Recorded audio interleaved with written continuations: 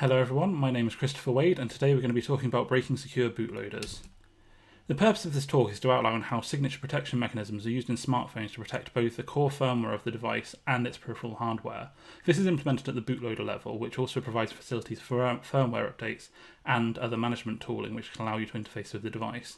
We're going to be outlining today two weaknesses in these update protocols and two different chips which can be used to be exploited to bypass these signature protection mechanisms.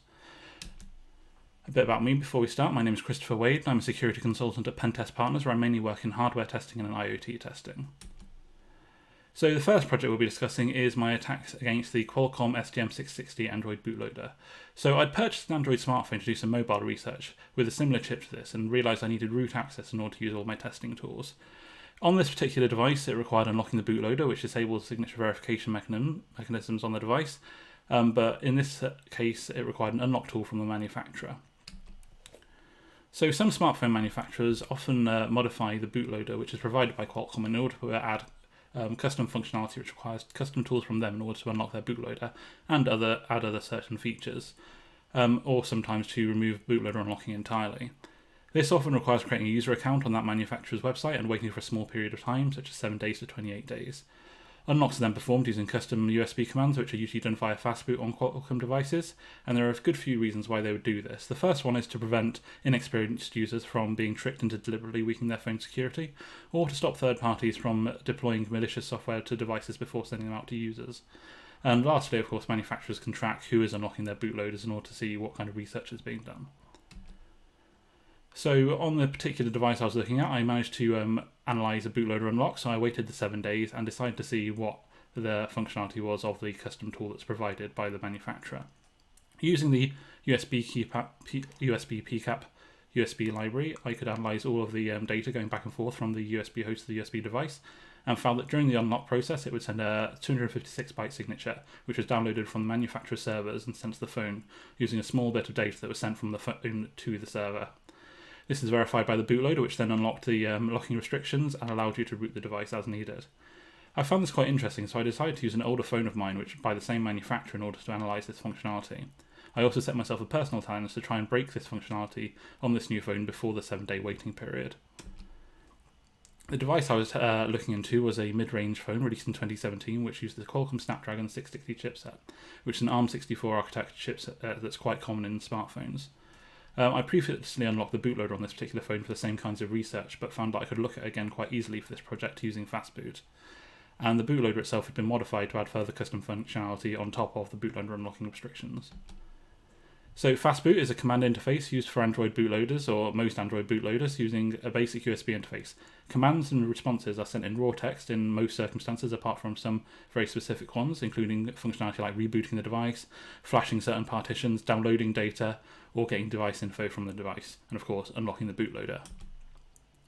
This can be implemented using standard USB libraries such as libUSB, just by enumerating the USB device and then sending data over the bulk endpoint and receiving data back asynchronously, literally sending ASCII data back and forth. There are libraries that exist for this purpose, but they're largely unnecessary for any standard functionality on the device. The ABL bootloader is the bootloader which provides this Fastboot USB interface. It's actually a second stage bootloader which is loaded into RAM from the first bootloader, which verifies the Android operating system as well as allows for all this management functionality, and it can be accessed via ADB or via button combinations on boot on the phone. It's stored in the ABL partition on the device and is stored as a UEFI file system, meaning it's a file system stored within an ELF file in that partition. This can be extracted with the tool UEFI firmware parser to find a portable executable called Linux Loader, and this can be loaded directly into IDA. The base bootloader provided by Qualcomm has source code available, but this is modified by vendors, meaning I could use this source code as a reference for this project, but it wouldn't give me all of the functionality used by different users. Analysis of the bootloader can be performed quite easily. All Fastboot commands are stored in a table as literally a ASCII text and a function callback, which can be analysed in turn, allowing you to see every function callback and every kind of ASCII command that can be used on that particular bootloader. This can aid in identifying non-standard commands or help you in identifying non-standard functionality within these commands. There's a lot of logging strings in the firmware of the bootloader, meaning that one can really easily understand what's going on with each piece of code just by reading the strings that are coming out of it. I decided to start looking at the flash command to start with, because the flash command usually only flashes partitions on unlocked bootloaders, but what I really wanted to do was try and flash partitions while it was locked to start with. This would allow me to do things like modify the device info of the phone in order to set the unlock bit, for instance. The command had been modified by the manufacturer to allow for flashing of very specific custom partitions, which instead of being flashed to the phone would be parsed by some extra processing, which would do some string parsing in order to essentially parse out a list of CRCs that were used by the device as part of the firmware update process. There was potential for memory corruption here because it was custom functionality, and because it bypassed the locking restrictions that are usually on the flash command, I thought it'd be a good place to start. Unfortunately, during this process, I made a mistake in my implementation, which is actually how I found the actual vulnerability we're going to exploit today. I'd assumed that the way that this process would work is I'd say I wanted to flash a partition and then send the payload of that partition to be flashed. However, what you're supposed to do is send the download command with a payload size, then send the payload of the exact size of that payload size, and then you say which partition you want to flash, and that data is flashed from RAM into that partition. I'd accidentally left an incorrect flash command after my first flash command as well, which meant that after sending that second flash command, the bootloader would completely crash. The lack of a download command was my assumed reason for this, because that was the only thing different between what you're meant to do and what you're not meant to do, meaning that the device had probably not interpreted my commands correctly and had actually used my large data payload as a command in of itself. What I'd found is when I'd sent this large payload to start off with, the USB connectivity stopped functioning entirely, and I had to do a hard reset on the phone in order to get it back into a working state. I had to hold down the volume down button and the power button for 10 seconds, and then the phone would reboot and everything would start working again. I started with a smaller payload size to see if that would crash the phone, and that didn't work. So what I ended up doing was using a binary search approach, where I took a large size and a minimum size, and went halfway between those, and if the phone crashed with the value halfway between those, I could then halve it again or double it again as needed. By rebooting the phone and doing this, I could find that the payload size that was the maximum before it would crash was 11BAE0. Due to this unusual memory size, I assumed this was going to be some kind of buffer overflow. However, with no debugging functionality available on the phone, identifying how this memory corruption could be overwritten would be difficult, especially due to the fact that the bootloader used stack canaries on all functions, meaning if I triggered the stack canary, the phone would still crash, and it could look like a valid exploit of some kind, but wouldn't actually do anything. So what I decided to do was send the next byte in the sequence, so 11BAE1 bytes of data. I'd modify the last byte and increment that last byte value while rebooting the phone. And if the phone didn't crash while sending a certain byte value, it was likely that I'd found the next byte in the sequence. The next byte was identified to be OXFF, meaning that it took me quite a long time to go through the entire 256 values that are available there. By constantly power cycling like this and incrementing the byte value, finding a valid one and then moving to the next byte in the sequence, I could probably generate a reasonable facsimile of the memory that was in that place in the current memory going on. It wouldn't be the exact memory in use, but it would be enough to not crash the bootloader and would possibly allow me to get some kind of code execution. Once this was generated, it could potentially be modified to gain code execution, of course, and then I would be able to unlock the bootloader, hopefully. But what I really wanted was a way of automating this process to receive more bytes than was required. It was suggested that removal of the phone battery and a USB relay could be used to automate this power cycling on the phone. However, this would require removing glue from the case and removing the battery as well, which was going to be quite intensive and quite damaging to the phone. So what I did instead was wrap a hair tie around the volume down and power buttons on the phone. And what this did was cause the phone to go into a boot loop, where it would restart into the bootloader constantly, allow for USB to be accessed for a very short amount of time, about 5 seconds, which was enough of time for me to try and test my buffer overflow. I modified my original Fastboot tool that I was using to try and exploit this device to make it loop around and constantly try this particular attack. I made it verify two key things: whether there was a string response saying flashing failed to my invalid partition being written, and whether the phone would crash afterwards. Each iteration of this took 10 to 30 seconds, however. I left the phone overnight to perform this loop and found that it generated 0x34 bytes of data which didn't crash the phone. This was data that could be sent to the phone and then it wouldn't crash straight away. The repeated byte values and lack of default stack canary, which in this particular phone before it had been modified by the hardware randomizer with CO, meant that this was likely to not be the stack but could be something even more interesting. What I did note was all of the 32-bit words here were found to be ARM64 opcodes. So most opcodes, while valid operations, wouldn't be the same as in the bootloader, but they would be fairly similar. Things that handle the stack, like pushing and popping, and things that branch to different function calls would have to be fairly accurate in order to work properly. However, things like just general data management and things that just move data around in a very basic way would not necessarily have to be accurate. Searching for the stack management operations in the bootloader that I'd loaded into IDA unfortunately didn't yield any useful results from this. ARM64 operations can have a huge number of different quirks that mean they aren't exactly the same in two different pieces of firmware. So for one thing, there's unused bits on some operations which either don't change the functionality or only change it superficially. Registers in ARM64 can be accessed as both 32-bit and 64-bit values, which can sometimes cause issues, but sometimes if the compiler is only compiling a 64-bit but treating it like 32-bit, it will access it in the correct way. And also branch conditions can have conditions for jumping which may have been met by my brute forcing of this dump. These features in general would mean that I could change this code that I generated would work as needed but would not necessarily be 100% accurate. I decided to use the branch and link instruction, which was the function calling instruction, because it was the one that was least likely to be common in the rest of the code. The stack pushing value and operation would probably be similar throughout the firmware and probably be found in lots of different places. I performed a text search, but removed the first nibble, which handles some part of the relative addressing, and I found that this would probably find function jumps that were in a similar relative address space to my dumped opcode. This would mean, for instance, if there was a string comparison and a secure string comparison next to each other in the firmware, and I'd accidentally jump to one and the other, it would behave appropriately.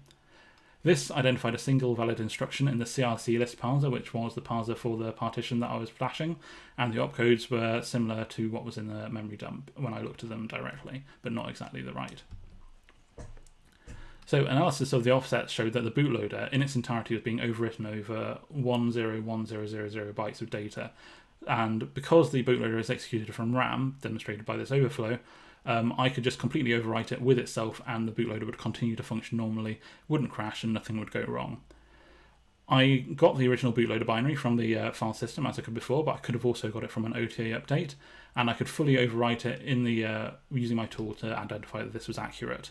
From here, I could modify the bootloader to run any unsigned code I wanted, so nop out functions, modify functionality in order to add what I wanted to. So to unlock the bootloader on this particular phone, I needed to jump back past the RSA check, which was used to perform the bootloader unlock, or was performed to verify whether unlocks were permitted.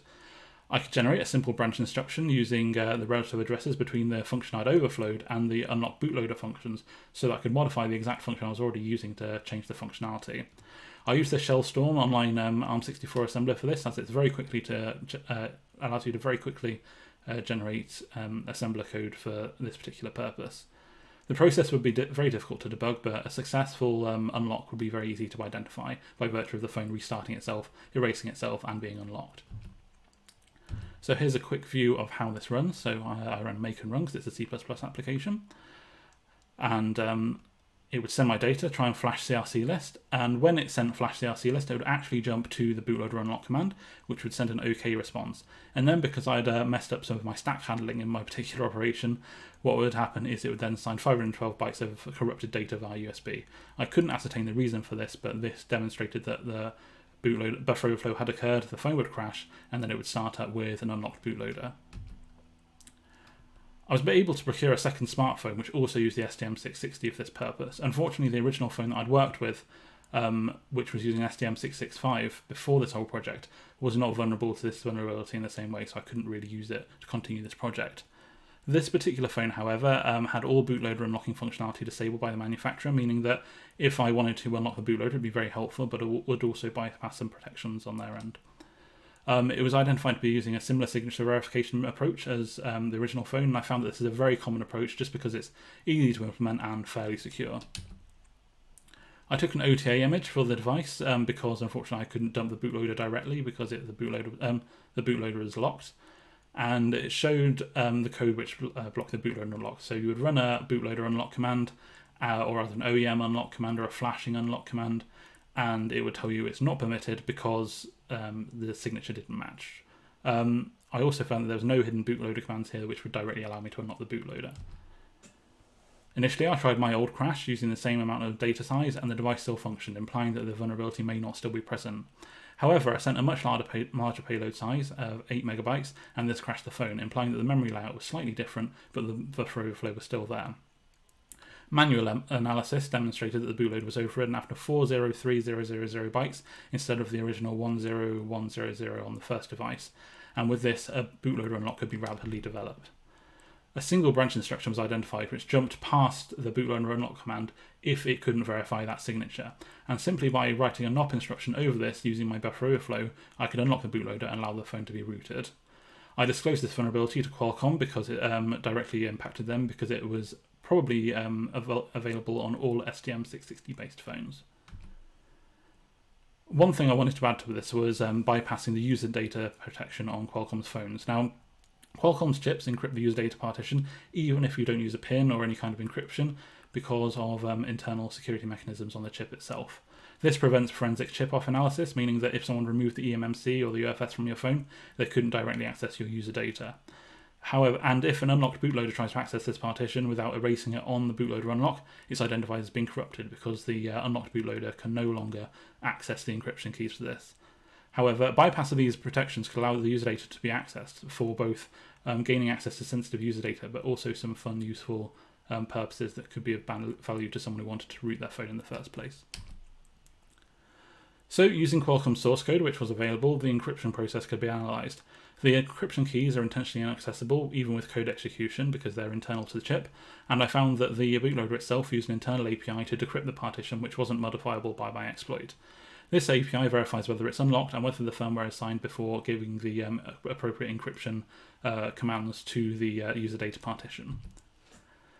The boot fastboot command is a command in the bootloader which loads and executes Android images deployed via USB from RAM, so you could send them and boot them temporarily. This is for things like deploying custom recovery partitions, etc.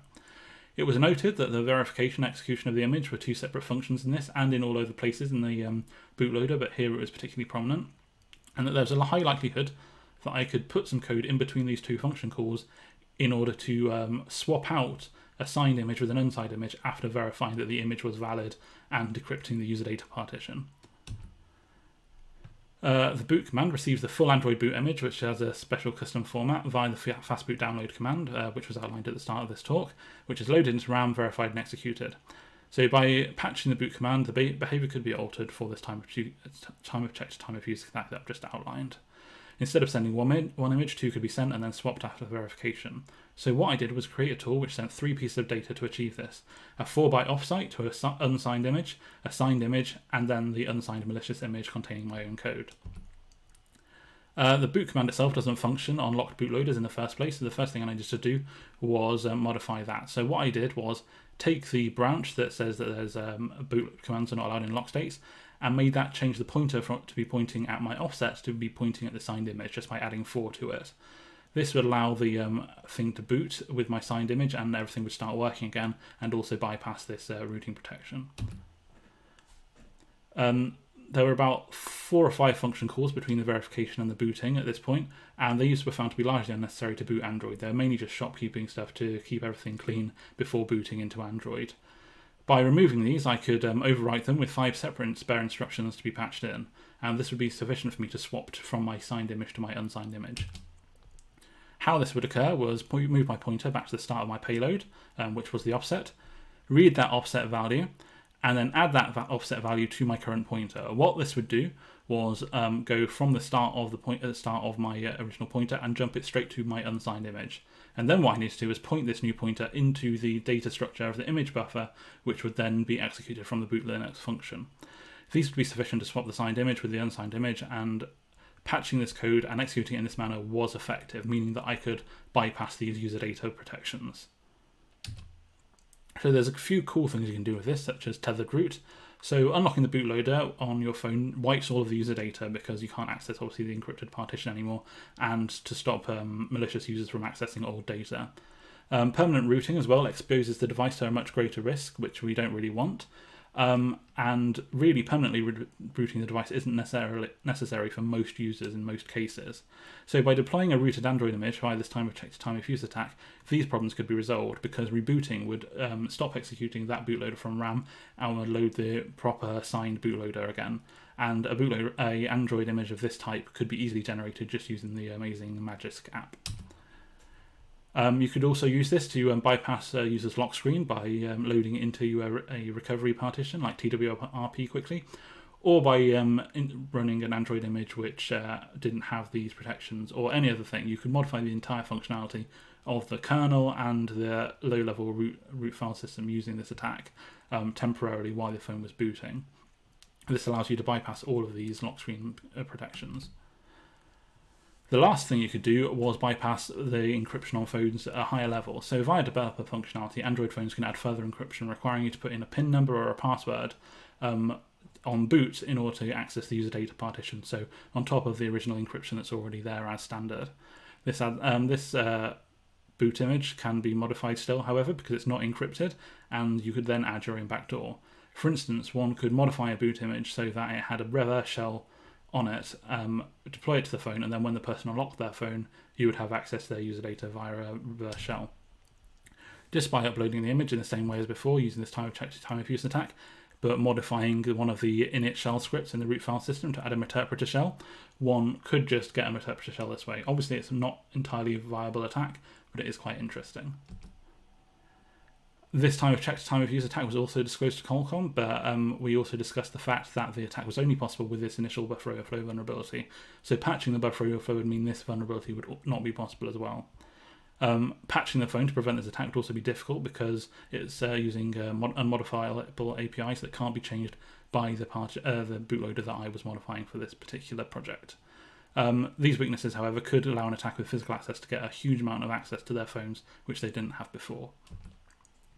So the second project we're going to discuss today is the NXP-PN series, which is a series of NFC chips used in both smartphones and embedded electronics.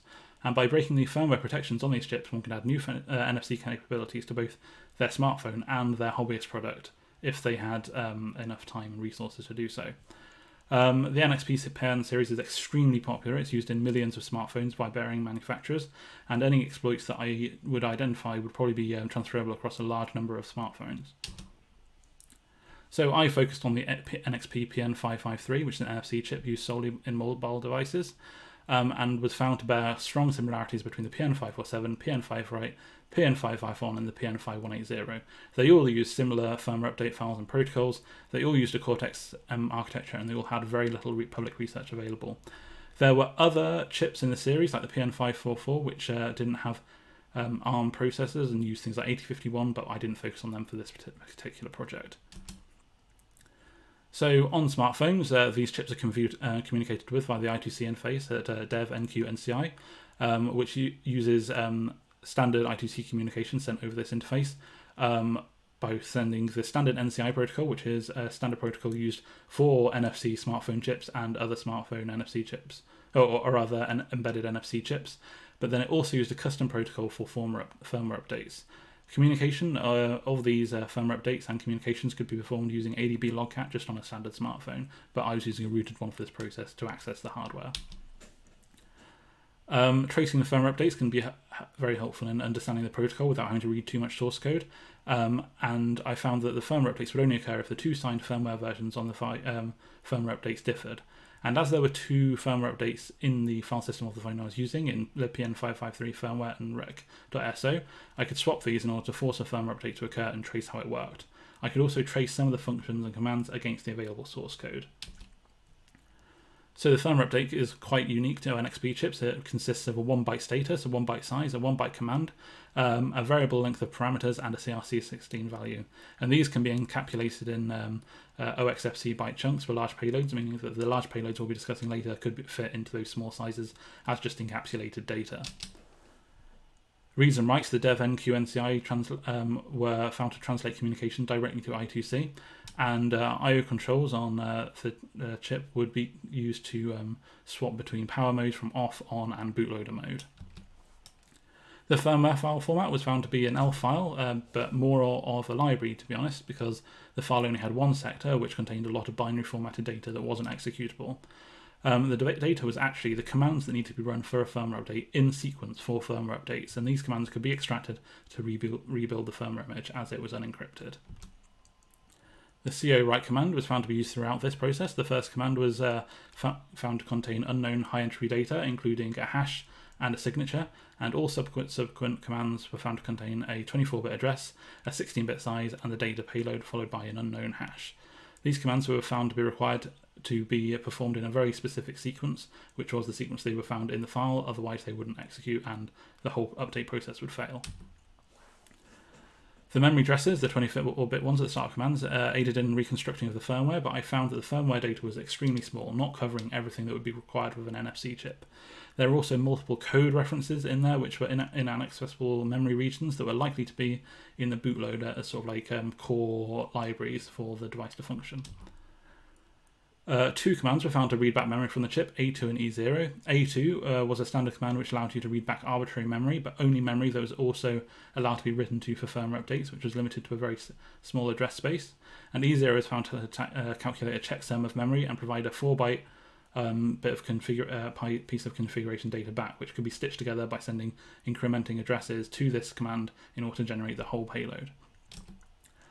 This included a large block of random data in this memory dump of a size OXC0, followed by the value 10001, which was likely to be the RSA exponent used by the RSA public key here. So the large bit of high entropy data was likely to be the public key here. This size aided in identifying the signature algorithms that were probably used as part of the firmware update. There was an unknown hash at the end of every block that I couldn't work out, which I assumed to be SHA-256 to start with, but it didn't match the contents of the packet that was being sent. I tried multiple other hashing algorithms, however these had no valid results, and it just wouldn't work if I verified this against any of the data. However, I later identified that the hash was for the next block in the sequence, so we'll be discussing how that works now. So the first CO command consists of a version number, a SHA-256 hash, and then a signature of that hash and the version number. This is a hash of the next block, which also contains a hash. And this sort of cascades around the firmware update so that all of the hashes has to match as it goes along for the next one in the sequence, and meaning that you were forced to, that only blocks written to the device would be valid and they wouldn't write invalid data blocks to the chip. So as each sequence went along, the SHA-256 would be verified, and if it wasn't valid, the sequence would stop there. However, I did notice that the final block had no hash because it had no subsequent block. I performed some targeted fuzzing during this process. It was a much longer process than it sounds here to try and reverse engineer this chip. And I did this both on the firmware update protocol and the NCI interfaces. And I found that the chip itself in the firmware side had a bunch of hidden vendor-specific configurations which could be accessed via the NCI config write command. By incrementing a bitwise value to these configurations was performed in order to see how this would change how the chip functioned, but what this ended up doing was breaking the core functionality of the chip. So the bootloader would still function, but the core firmware would not, and I couldn't overwrite the firmware, these particular configurations, from the bootloader either. However, I decided to persevere with the bootloader side to see if I could break past this limitation. It was noted that the last block of the firmware was able to be written multiple times, so I could send the last block, which had no hash, constantly and there'd be no problems with it, meaning that it was likely that the hash of the previous block, which was used for verification of this block, remained in memory constantly. This meant that there's a potential opportunity for overwriting this hash in memory just by potentially sending a corrupted command that wasn't a write sequence command. And this was attempted, so I sent an invalid command of E0, the same size as the firmware, so a big empty block followed by a corrupted SHA-256 hash at the end, and to see what would happen. At the end, this prevented the last block from being written, implying that I'd overridden the hash in memory. Modified hashes could be written in the right portion of memory for this process in order to write unverified and unsigned data to this process. As long as the SHA-256 hash implemented in this modified packet was correct, I could write it into memory and then write the matching block to it, no matter what it was. This essentially allowed me to write arbitrary memory blocks over the code that was already there and bypass all of the signature verification mechanisms in firmware updates, allowing me to overwrite the broken config as well. So using a dump of the working config, which I got at the start of this whole reverse engineering process, I could generate a hash for the new config and overwrite it in the correct place. This repaired the chip, and it proved that arbitrary memory writes were functioning as wanted. But this was only the start, and I wanted to dump the bootloader from the chip to get a full overview of how it worked. So all standard functions, including memcopies and string copies and things like that, were stored in the bootloader with limited functionality in the actual firmware update. However, the NCI version number command, which was part of the firmware update, was found to be there and jumped into from the core bootloader into this function as part of the main firmware running. This version number was easy to identify in memory just by a binary search, and so were its function references that accessed it. I found a function was called using this version number and the pointer, and I decided that this was likely to be a memcopy function. And if I overrode this, I could identify how this worked. So the branch instructions, this memcopy function, could be overwritten to point to a custom function, which I wanted to write in C. So using C and the gcc-c flag, I could write a custom empty function, which could be then modified as I went along the process in order to change how this functioned. Its effect on the version number command could be observed after flashing and see what was going on. And the lack of data in response after sending this empty function implied that the memcopy was actually a memcopy for responses from the NCI version number command, which I could then leverage further. The location of RAM was assumed to be at 10000 due to the firmware referencing this address space for reads and writes, and the overridden memcopy was changed to search for a unique value in RAM. So when I sent the NCI version number command, I modified it to contain the value FACE.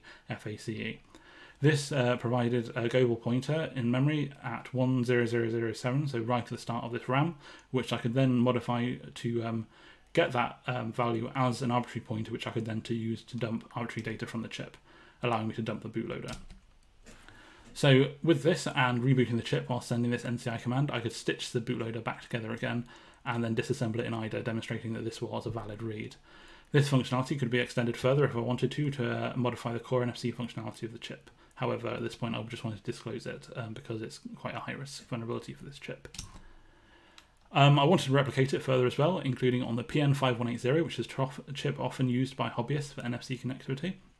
It has a similar architecture to the PN503 in both the firmware updates and the actual CPU architecture. However, it used a custom communication protocol for communication over the SPI interface provided, and I connected it to a Raspberry Pi to modify its functionality. The firmware update process was the same, but it did have a byte at the start that was different, which was used for read and writes, but that was largely superficial. However, this meant that I could perform the entire signature bypass again in the same way. I wanted to dump the bootloader from this chip as well, so I used a command in the chip's communication protocol which read arbitrary memory from an EEPROM pointer which was stored in the firmware, and modified this to point to different arbitrary memory in large blocks. So by overwriting this, redeploying the firmware after modifying this pointer, I could then read that part of memory, redeploy the firmware, and do this over and over again to stitch the EEPROM back together. This would be a slow process, but it would demonstrate that I could dump this bootloader and analyze it. This vulnerability was likely to be also vulnerable on the available on the PN547, PN548, and PN551, among others. And this chip could allow an attacker with access to firmware updates either via their hobbyist project or via root access on their phone to completely take over the functionality of the chip. This would provide some custom functionality, but not a huge amount of malicious stuff could be done with this, apart from very specific spoofing capabilities on the NFC chip.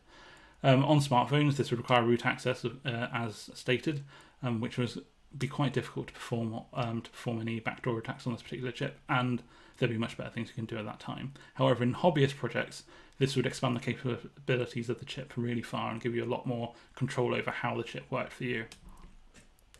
The vulnerability was disclosed to NXP in June 2020, and they confirmed that it affected multiple chips in their product line, and they requested a long remediation period up to August 2021, which I agreed to due to the fact that this would require alteration of the primary bootloader on a bunch of different chips, which is a complex thing. When you're trying to replace the bootloader from the firmware on any kind of chip, you're running the risk that there'll be a power cut or something will go wrong, and that chip will be irrevocably broken, so the phone will never have NFC capabilities again. Because of this, they did it in phased rollouts, which was the right approach, and as they went along, the vulnerability was patched. The current generation of NXP chips, including the SN series, are not affected due to the fact that they have higher security, and some of them implement encryption on top of the signing, which means that memory handling is just completely different, and also I think the bootloader has been changed sufficiently that this vulnerability is just no longer present on modern NXP NFC chips. Special thanks to Qualcomm and NXP for remediating the findings and just being very verbose with me about how the processes were going. They were both extremely helpful in helping me understand what they were doing in order to remediate the findings, and they were very communicative throughout the entire process.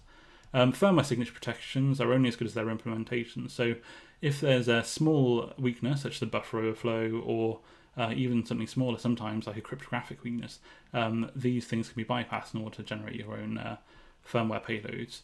Common chips are still great targets for this as they have a high impact, and some people assume that these are already secure because they've got so many eyes on them, but this isn't always the case. Bootloader vulnerabilities are common even in popular hardware. And that's the end. Thank you very much.